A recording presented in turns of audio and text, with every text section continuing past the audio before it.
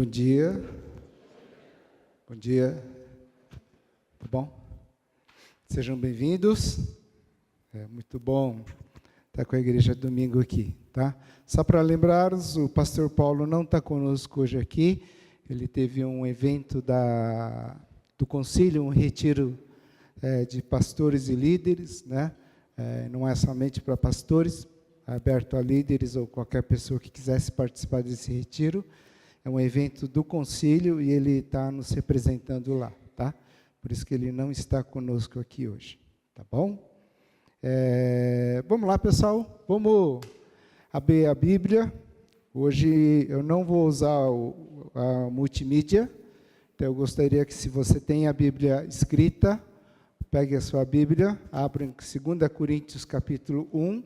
Se você não tem, se você tem no aplicativo também, pode usar o aplicativo. 2 Coríntios capítulo 1. Nós vamos ler do versículo 3 até o versículo 11. 2 Coríntios capítulo 3, do versículo 1 até o versículo 11. O texto de Paulo diz o seguinte: Bendito seja o Deus e Pai de nosso Senhor Jesus Cristo, Pai das misericórdias e Deus de toda consolação, que nos consola em todas as nossas tribulações, para que com a consolação que recebemos de Deus, possamos consolar os que estão passando por tribulações. Pois assim como os sofrimentos de Cristo transbordam sobre nós, também por meio de transborda a nossa consolação. Se somos atribulados, é para a consolação e salvação de vocês. Se somos consolados, é para a consolação de vocês, a qual lhes dá paciência para suportarem os mesmos sofrimentos que nós estamos padecendo. E a nossa esperança em relação a vocês está firme, porque sabemos que, da mesma forma como vocês participam dos nossos sofrimentos, participam também da nossa consolação. Irmãos, queremos que vocês desconheçam as tribulações que sofremos na província da Ásia, as quais foram muito além da nossa capacidade de suportar, ao ponto de perdermos a esperança da própria vida. De fato, já tínhamos sobre nós a sentença de morte, para que não confiássemos em nós mesmos, mas em Deus que ressuscita os mortos. Ele nos livrou e continuará nos livrando de tal perigo de morte. Nele temos colocado a nossa esperança de que continuará a livrar-nos enquanto vocês nos ajudam com suas orações. Assim, muitos darão graças por nossa causa, pelo favor a nós concedido em resposta à oração de muitos. Vamos orar mais uma vez? Senhor nosso Deus, numa época que nós vivemos, que nós temos muita dificuldade em ouvir, apesar de termos muitas pessoas, muitas coisas falando, nós temos muita dificuldade de ouvir. E assim como no início do profeta Samuel, Deus, quando o Senhor chamou ele, o Senhor quis falar com ele, ele, a princípio, somente se apresentou ao Senhor. Mas teve um momento que ele precisou ouvir a tua voz, Senhor. Então, que agora a gente possa ouvir do Senhor. Porque não adianta somente se estar aqui, se a gente não quer ouvir o Senhor. Então, que os nossos ouvidos estejam abertos à tua palavra, e seja o Senhor falando nesse momento, na minha vida, na vida de todos aqui, ó Pai. É o que nós te pedimos e agradecemos em nome de Jesus. Amém, Senhor. Antes de mais nada, eu queria falar que a passagem de hoje e aquilo que vai ser dito, ele é baseado principalmente numa pregação, em algumas pregações do pastor Edir René, tá?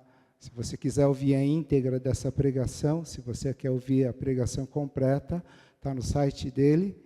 Mas são algumas pregações que eu ouvi dele, em razão da fase do momento que nós estamos passando.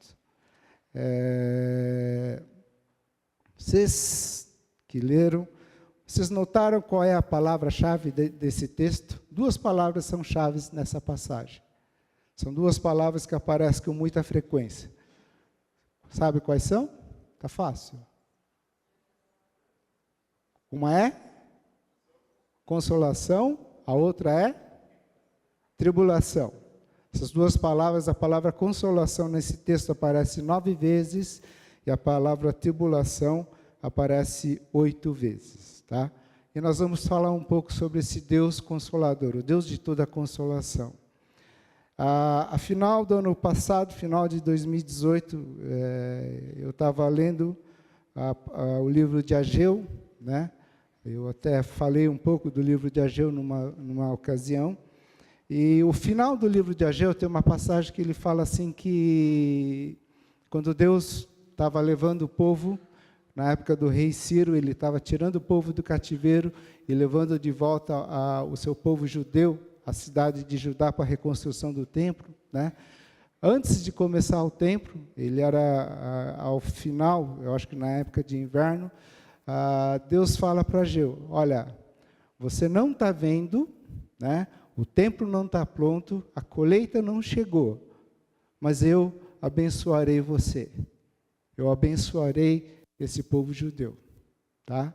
E aquilo tocou para mim, como Deus falando, olha, Val, o ano de 2019 eu vou te abençoar.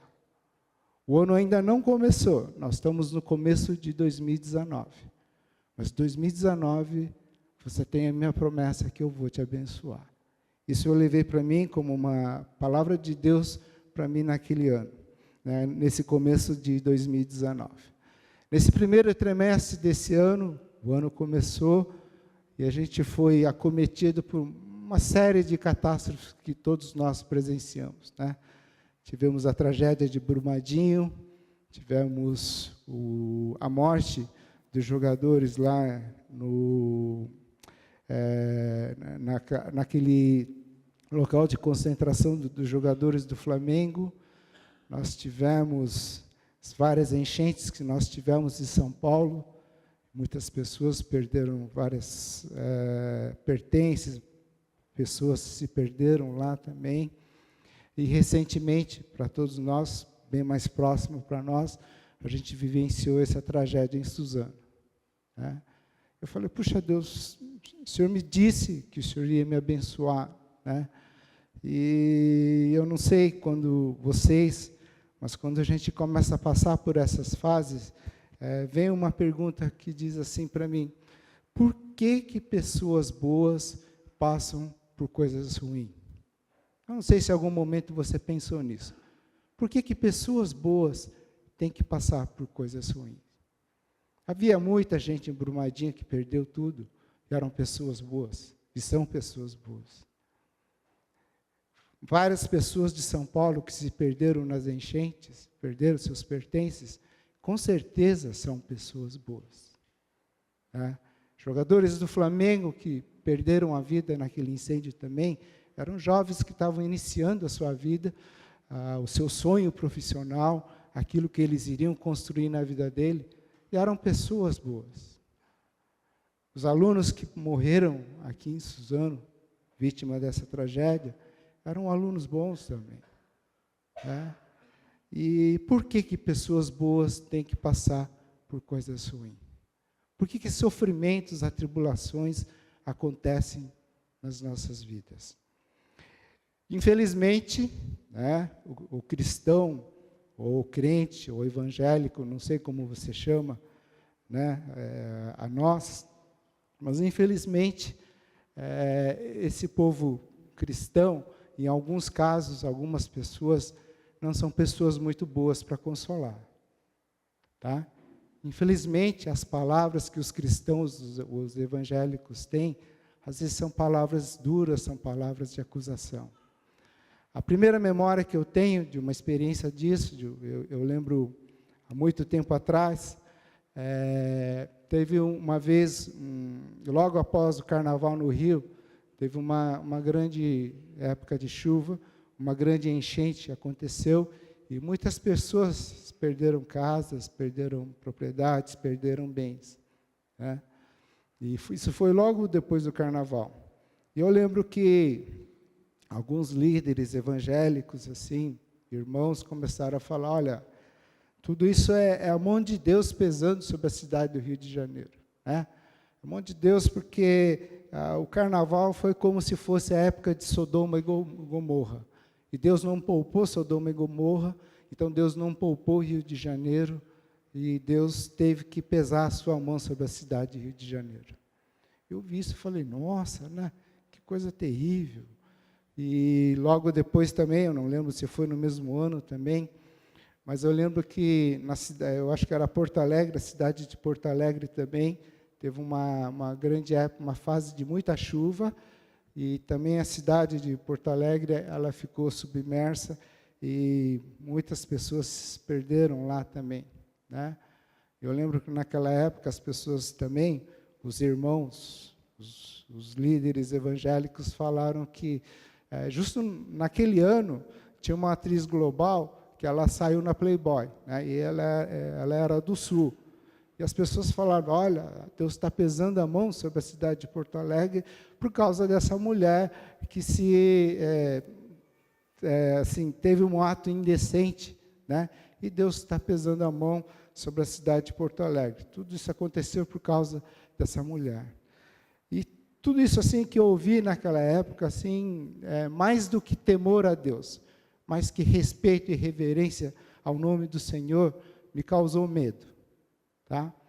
E muitas vezes acontece isso. Teve a história de um pastor, que um dia o seu filho ficou doente, né? Uma doença muito grave, e as pessoas começaram a falar, olha, pastor, o que o senhor fez de errado, né? Para Deus deixar acontecer isso na vida do Senhor. Infelizmente, são coisas que nós ouvimos, às vezes, no nosso meio, no meio do povo de Deus, falando essas coisas, né? Não falta a gente perguntar o que você fez de errado para dar errado na sua vida. Muitas vezes é comum essas pessoas acusarem, né, com o seu dedo. E eles chegam e falam, olha, o problema financeiro que você está passando é por causa do adultério que você cometeu, irmão. Isso é a mão de Deus pesando sobre você. Talvez uma irmã tenha dificuldade de engravidar, e chega alguém, chegando, acusando o dedo e falando, olha, está vendo? Isso é por causa do aborto que você cometeu na adolescência. Deus está pesando a sua mão sobre você. E se você está passando por um sofrimento, chega alguém e fala, olha, esse sofrimento que você está tendo hoje é por causa de algo errado que você fez um dia. Tá? E cria-se um raciocínio, uma mentalidade que, se você faz tudo certo, tudo vai dar certo. E se você faz tudo errado, tudo vai dar errado na sua vida, né? Atribui-se o sofrimento ou a dor como uma punição, o castigo de Deus na sua vida. Eu queria dizer que isso não tem base bíblica. A palavra de Deus não diz isso, que Deus castiga, Deus pune, né? É claro que pecado tem as suas consequências, e isso a gente sempre alerta, né? Mas se você ler Salmo 103, ele tem uma passagem que é um cântico muito conhecido também, Salmo 103, capítulo 103, do versículo 8 em diante, ele diz assim, o Senhor é compassivo e misericórdia, muito paciente e cheio de amor. Não acusa sem cessar, né? Nem fica ressentido para sempre. Não nos trata conforme os nossos pecados, tá? E nem nos retribui conforme as nossas iniquidades. Pois como o céu se eleva acima da terra, assim é grande o seu amor para com os que o temem. E como o Oriente está longe do Ocidente, assim Ele afasta para longe de nós as nossas transgressões. Não nos trata conforme os nossos pecados e nem nos retribui conforme as nossas iniquidades. Deus é um Deus que Ele não nos trata segundo aquilo digamos, que você suponha ou alguém diga que você errou. Ele perdoa. E assim como o Oriente se dista do Ocidente, Deus separa, né? É assim que Deus enxerga todos nós. A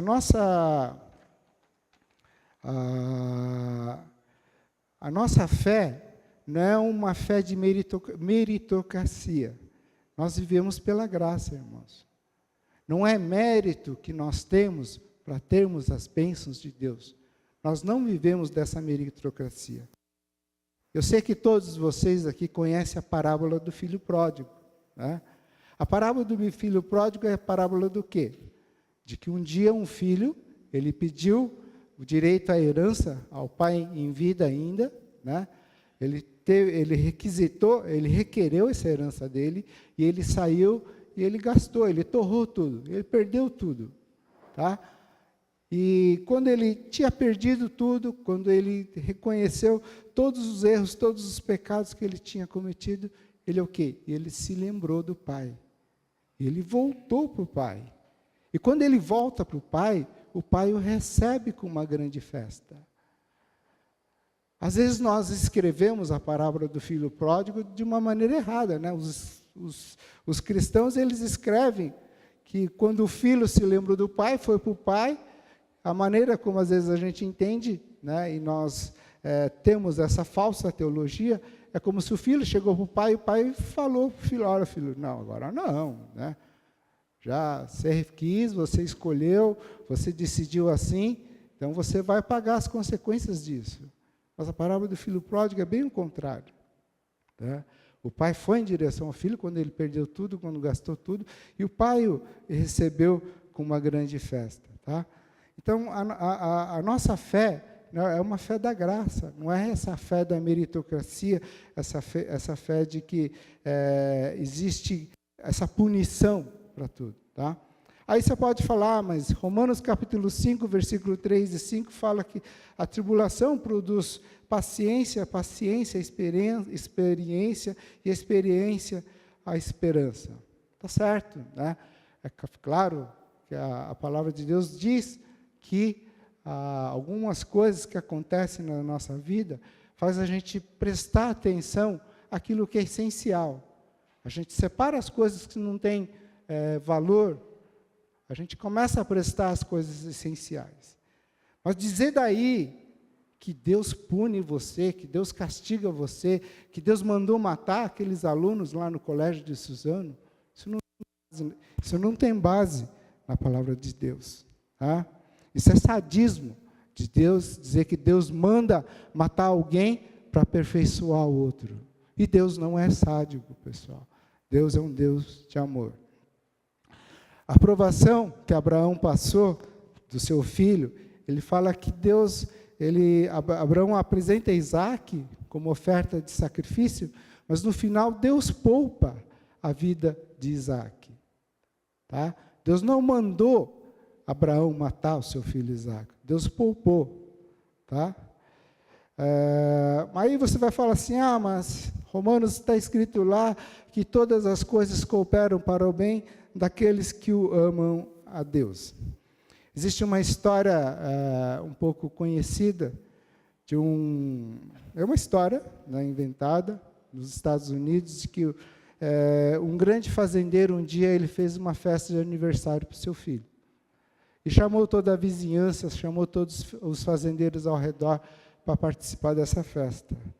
E diz que, nessa história, esse menino, ele ganhou de um dos vizinhos um bonito cavalo.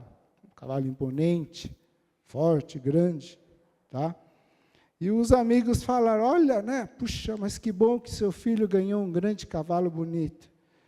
E o pai, o fazendeiro, falou, olha, não sei, o tempo dirá se foi bom ou ruim ele ter ganho esse cavalo. Um dia o menino pegou o cavalo, foi andar, estava trotando, andando lá, tal, caiu do cavalo, machucou, quebrou a perna, ele teve que engessar, tal, ficou na cama com a perna pendurada lá. Tá? Tempos depois veio a Grande Guerra nos Estados Unidos, e todos os jovens, né, homens foram chamados para alistar e servir o exército. E só ele não foi, porque ele estava com a perna machucada lá, tal, a perna pendurada. E as pessoas chegavam e falaram, puxa, né? Graças a Deus o seu filho ficou machucado e não precisou ir na guerra. E o pai falou, não sei, né? O tempo vai dizer se foi bom ou ruim ele ter ganho, ele ter machucado. Então a gente não sabe, né? A gente não pode dizer hoje que você sabe aquilo que Deus está fazendo na sua vida. Existe uma outra história também que é interessante, ilustra o que nós estamos falando também, que uma vez uma pessoa foi aqui no litoral de São Paulo, de carro, estava lá, e deixou o carro lá e alguém roubou o carro dele. Pegou o carro, o ladrão pegou o carro dele e tal, e começou a subir a serra. Quando chegou no final da serra, acabou a gasolina do carro. Né? O ladrão abandonou o carro e foi embora. O carro ficou lá no topo da serra. Lá. Naquela noite veio uma grande enchente, né? E inundou essa cidade e muitos carros ficaram lá debaixo d'água boiando.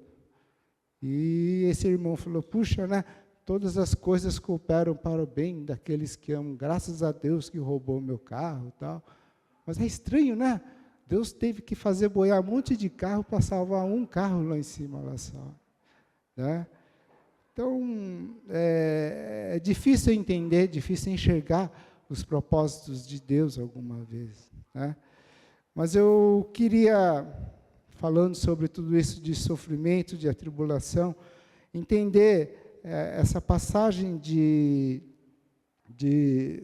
a gente ter duas visões quando a gente fala sobre sofrimento, sobre tudo aquilo que nós estamos vivendo nessa época de agora. E primeiro é o que diz essa passagem de 2 Coríntios, capítulo 1, as duas palavras, consolação e tribulação. No versículo 8 em diante, Paulo fala que eles passaram uma dificuldade na Ásia que foi muito difícil, que eles tinham certeza que eles iam morrer. Tá? É como se a morte chegasse para Paulo e Paulo fala, Paulo, perdeu, já era, cara. Né? E ele fala que ele tinha certeza que naquela hora a morte estava batendo, a morte estava batendo na porta deles lá tal. Mas ele diz que enquanto vocês nos ajudam com as suas orações, assim muitos darão graças por nossa causa, pelo favor a nós concedido em resposta a orações de muitos. Primeira coisa, a época de tribulação, de sofrimento, é a época de oração. É a época de oração individual, é a época de oração de todas as igrejas, de todos os irmãos. Né? É fato que quando nós passamos por tribulações e sofrimento, nós oramos mais.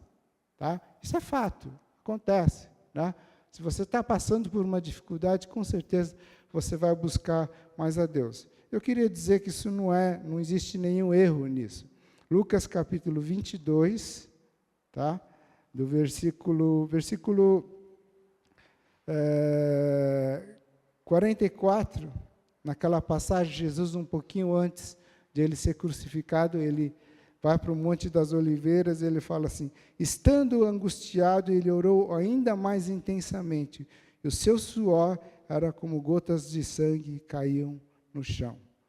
Jesus, quando um pouquinho antes de passar pela tribulação da crucificação, ele orou mais intensamente.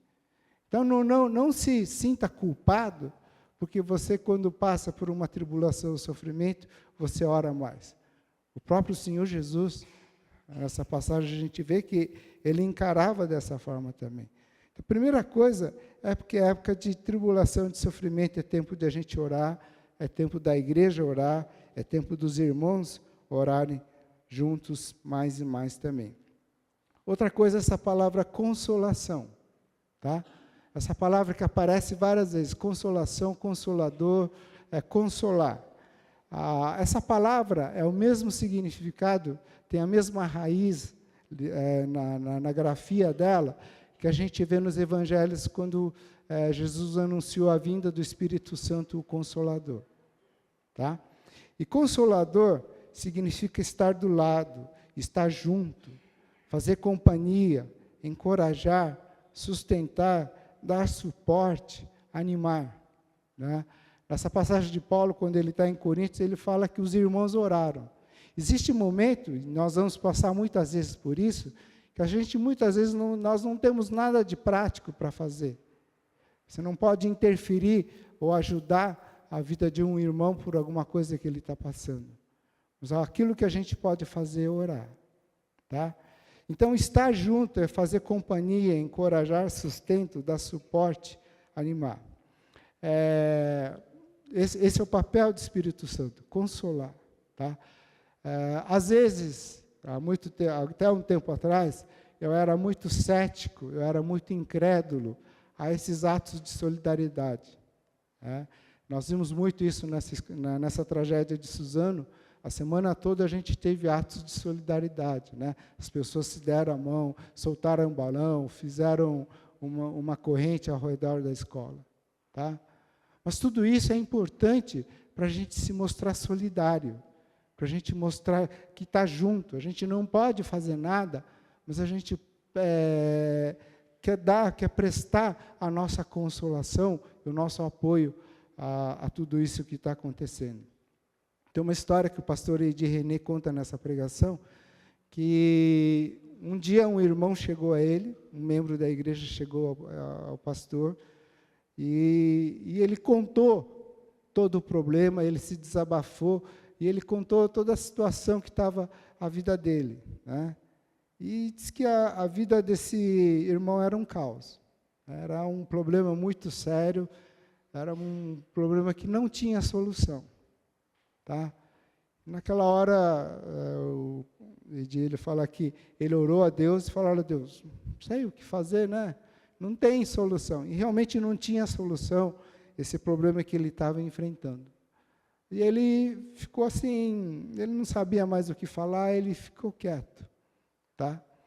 Tempos passaram, mais tarde, depois de algum período, esse irmão um dia chegou a ele e falou: olha, pastor Edir, eu tenho uma grande mágoa com o senhor. Né? E ele falou: olha, puxa, mas o que eu fiz, né? O que eu falei, o que eu causei para você ter essa mágoa comigo? E esse irmão falou: olha, lembra aquela vez que eu conversei com o senhor, e eu contei tudo aquilo que eu estava passando, tal, tá? E ele falou: olha, lembro muito bem, era um problema muito sério, não tinha solução. Né? E esse irmão falou: olha, a minha mágoa é porque depois daquela conversa, o senhor nunca mais veio conversar comigo para ver como é que estavam as coisas, o que estava acontecendo comigo. E ele falou que ele entendeu o que é consolação. Tem horas que a gente não sabe o que sabe fazer, tem horas que a gente não sabe como ajudar, e às vezes as pessoas só precisam de alguém junto. As pessoas precisam de um consolador, as pessoas precisam de uma consolação junto. Tá? E existem horas que são assim, que nós temos que... a gente não vai saber o que fazer. Mas o Consolador, o Espírito Santo, ele está sempre junto conosco. Né? E quando nós pensamos em consolar alguém, talvez você não saiba o que fazer, mas você pode, talvez dizer: olha, irmão, eu estou orando, durante a semana eu vou lembrar de orar por você, vou pedir para que Deus de alguma forma te ilumine, te dê uma resposta a toda essa situação que você está passando. Tá? Então, passar pela tribulação e sofrimento faz parte da nossa caminhada. Todos nós vamos passar pelo vale da sombra da morte, nós vamos enfrentar dificuldades. Mas passar essa situação sozinho é inadmissível diante do nosso Consolador. Tá? A palavra de Deus fala que Deus é o Consolador de todas as tribulações. Em todas as tribulações que nós passamos, o Consolador está conosco. Então, passar por tribulação faz parte. Mas a gente não pode entender alguém passar sozinho. E às vezes nós temos que estar junto, próximo, né? Consolando, ajudando, suportando, ouvindo, né? Somente, talvez, trazendo uma palavra de consolo ao irmão que está passando por um momento difícil também. Todos passam, né? Muitas pessoas passam por sofrimento. E às vezes as pessoas passam calado. As pessoas não gostam de se mostrar que estão passando por situações, por sofrimentos. Existe uma história, não sei se é verdade ou um texto de uma revista, que diz que uma vez uma jovem, né, ela estava passando por alguns problemas e tal, e ela se revoltava porque ela via no Facebook das amigas, todas estavam bem assim, né? Olhava na foto daquela amiga, ela estava bem, estava viajando. Olhava na foto no Face da outra amiga, ela estava lá também viajando, dando tudo certo, né? E olhava a foto o Face de todo mundo e estava certo. E ela se fala, puxa, né? Só comigo que as coisas não estão dando certo. Aí escondia, ela olhou no Face dela. Aí ela se espantou porque o Face dela também ela estava tudo bem. Ela não tinha problema nenhum, né? Então, às vezes, as pessoas passam por sofrimentos e as pessoas não demonstram, né? Eles passam, eles fingem, eles vendem uma imagem de que tudo está certo, tudo está acontecendo de bem na vida da pessoa, tá? E um outro texto que eu queria ver com vocês, né? Salmo 121, é um salmos talvez conhecidos de muito, é um salmos que eu gosto muito, é um salmos que eu sempre lembro dele. Salmo 121, capítulo 1, ele diz assim, levanto os meus olhos para o monte e pergunto, de onde vem o socorro? O meu socorro vem do Senhor, que fez os céus e a terra. E eu vi uma explicação, assim, que faz entender direito o que significa essa passagem. Ele conta que o salmista, ele está passando por um problema, por uma tribulação, ele está à busca de socorro, ele olha na planície, lá na frente dele, ele vê um grande monte. E diante, em cima desses montes, né, estão as estátuas, estão as figuras de todos os deuses pagãos daquela época, né? Ou seja, o Deus da fertilidade, o Deus do sol, o Deus da terra, o Deus do mar, o Deus da água, o Deus da lua. E estavam todas as estátuas de pé em cima desse monte. Ele ora para esse monte, ele fala lá, o meu socorro vem do Senhor. O meu socorro não está nesses deuses pagãos que estão em cima do monte. Mas o meu socorro vem do Senhor. Então, quando a gente pensa e a gente passa por essas fases, a gente tem que entender que de Deus vem o socorro. Deus é aquele que manda o socorro. De Deus não vem o sofrimento. De Deus não vem o mal. De Deus vem o socorro. De Deus não vem a morte. Deus não manda matar. Deus é um Deus da vida em abundância, né? A única morte que teve que acontecer é a morte de Jesus na cruz. E essa morte foi suficiente, não precisa acontecer nenhuma morte a mais para Deus cumprir os seus propósitos. De Deus vêm as coisas boas, tá? De Deus vem o socorro. Deus, Ele quer te abençoar. Deus não quer te amaldiçoar. Deus, Ele quer te restaurar. Deus não quer te punir, nem te castigar. Deus, Ele está a seu favor. Ele não está contra você. E quando caímos no pecado, né, se porventura a gente cair, nós vamos algumas vezes cair, Deus é o primeiro que está lá estendendo a sua mão e querendo te ajudar para que você levante e você seja restaurado. Deus não é aquele que quando você cai, Ele vai estar lá para te chicotear, para te acusar. Quem acusa, o acusador é o Satanás, né? Mas Deus é aquele que quer te restaurar. Então que a gente nunca se esqueça, que a gente sempre lembre dessa passagem de Salmo 121. De Deus vem o socorro. Deus, Ele quer te abençoar. Deus quer trazer coisas boas na sua vida. Deus quer te dar vida. Deus não traz a morte em nenhuma situação. Tá?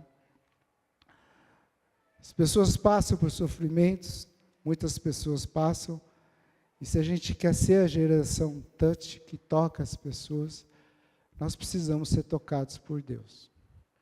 Nós não vamos conseguir tocar nas pessoas se nós não somos tocados por Deus. Nós não vamos trazer essa palavra de consolação se pessoas próximas de nós estão sofrendo caladas, né?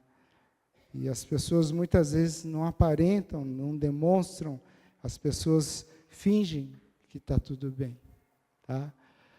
Se com você, graças a Deus, se você está tudo de bom, né, dê graças a Deus. Eu creio muito que Deus dá muito livramento na nossa vida, sabe? Nós temos sofrimentos, nós temos problemas, mas Deus, a todo momento, Ele está dando livramento na vida de vocês. E a todo momento eu agradeço a Deus. Olha, Deus, obrigado, porque hoje, Senhor, eu não vi, mas eu vi, eu sei que o Senhor deu um livramento na minha vida, seja na rua, onde eu estava, mas o livramento do Senhor veio, né? Às vezes eu achava, há muito tempo atrás, eu achava errado, porque a minha vida era uma rotina constante, né? As coisas assim, iam assim mais ou menos no caminhar, no planejamento que eu pensava. Eu achava que Deus, Ele não mandava tribulação sobre a minha vida, porque era imaturo na fé, ou eu não tinha condições de passar por tribulações. Mas depois eu entendi do livramento de Deus, eu vi como Deus é bom na minha vida, sempre dou graças a Deus pela rotina que eu tenho na minha vida. Eu já disse, eu gosto muito da rotina. Eu descanso na rotina, né? Eu gosto da rotina, tá? Mas se você não tem, talvez Deus esteja te chamando para você consolar alguém, para você ser o consolador na vida de alguém. Diz que um dia, um homem, o senhor estava na sua igreja orando, e o pastor falou, olha, a gente precisa orar pelas pessoas que estão passando por algum momento difícil, né? E ele orou, falou, olha, Deus, obrigado, porque está tudo dando certo na minha vida. Eu queria que hoje o Senhor mostrasse, porque eu não conheço ninguém que está passando por um problema, não vem ninguém à minha memória, alguém que eu possa lembrar que a pessoa está passando por uma tribulação, um sofrimento, né? E quando ele estava orando, o pastor falou, olha, quem precisa de oração, que levante agora, né? E diz que do lado dele, a esposa dele levantou, tá? Uma pessoa que estava tão próxima dele, ele não imaginava, não sabia que ela estava passando por um momento difícil. As pessoas sofrem em Brumadinho, as pessoas sofrem consequência das enchentes, as pessoas sofrem em Suzano, as pessoas sofrem no Rio por causa da morte dos filhos. Mas existem, às vezes, pessoas próximas a nós que a gente precisa lembrar de consolar e orar, de estar junto com essas pessoas também. Amém, irmãos? Tá? Que vocês nunca esqueçam que de Deus vem o socorro. Deus é aquele que quer te abençoar, Deus é aquele que quer te trazer coisas boas também. Amém? Pastor Nuri.